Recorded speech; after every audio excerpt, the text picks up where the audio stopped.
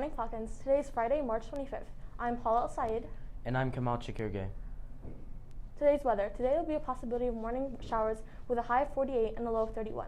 It will continue to be chilly this weekend with highs in the mid-40s and lows in the 30s.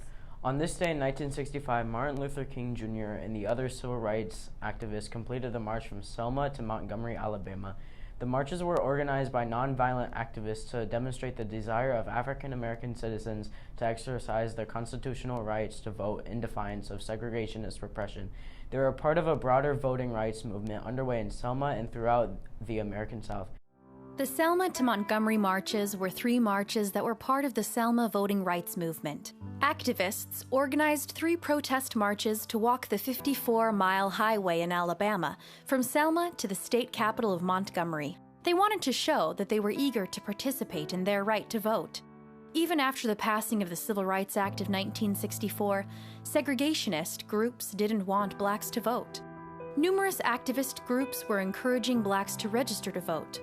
The Student Nonviolent Coordinating Committee, the Dallas County Voters League, the Southern Christian Leadership Conference, and even Martin Luther King Jr. himself came to Selma to be a part of the protests beginning. Here are today's announcements.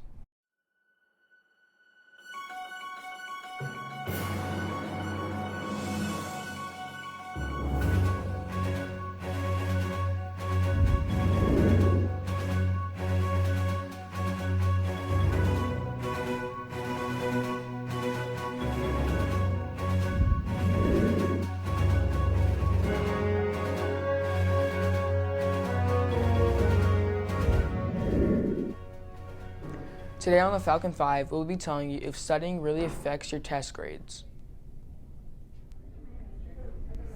Most kids want to know if where they are located affects their studying. Well, we have an answer. According to 6 tips to create a perfect study environment, the first step is to create your study space is to choose a comfortable location. This can be a personal office, a desk in your bedroom, or a chair at your kitchen table. When knowing a test is close, knowing how long to study could be very beneficial. Most good study sessions are at least an hour. A 1-hour block gives you enough time to dive deep into the material, but it isn't so long that your mind wanders. Knowing the best way to study is crucial to getting a good grade. Creating a study schedule can be a huge help. Doing something regularly helps your mind get used to it. If you set aside a time to regularly study and stick to it, it will eventually become a habit that's usually easy to stick to. Getting into a fixed habit of studying will help you improve your concentration and mental stamina over time. Students all around the world have been wondering, what time should they study? Today, I have an answer. Interestingly, some research has suggested that studying at your most tired time can help you develop new skills, such as speaking a foreign language. This apparently has the name to it, sleep learning. Because during a slow wave sleep, the memory consolidation process does its best work and your brain could receive the best restoration and reactivation that it needs during its time of rest. This means that studying before bedtime can help your brain learn new things, even in your sleep.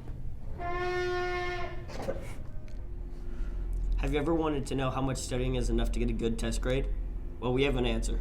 Ideally, studying should start 5 days in advance of the exam, to allow students enough time to go over the course's concepts and materials, and reach out to their instructors or peers if they have any questions.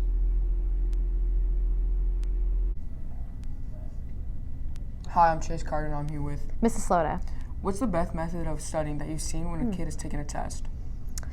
Oh gosh, I think it's good to go back to old reviews that your teacher have given you, look at videos they might have made, and I do think it's a good idea to find a study buddy, somebody you can practice with. Thank you. Why do you think your students still get good grade even though they don't study? Well, I think they've probably paid close attention in class, have spent a good time about doing that, and they just know what they're doing, I guess. Thank you. How much time do you think a student should study for when having a test? I don't know if it's much about time, but I think they should try to spread it out over a couple days. Cramming is not a good idea. Thank you. Hi, my name's Ramon and I'm here with Evan Fondre. So, Evan, why do you study for a test? So I can get to know all the terms better and get to know all the questions better. Thank you. For my second question, when you know there's a test coming up, how long do you study for? It depends, but normally like 10 to 20 minutes. Thank you. And for my final question, what is your favorite class to study to and why? I really like science because it's my favorite class. Okay, thank you. Hi, I'm Chase Carter and I'm here with. Colin. So why do you not study for a test?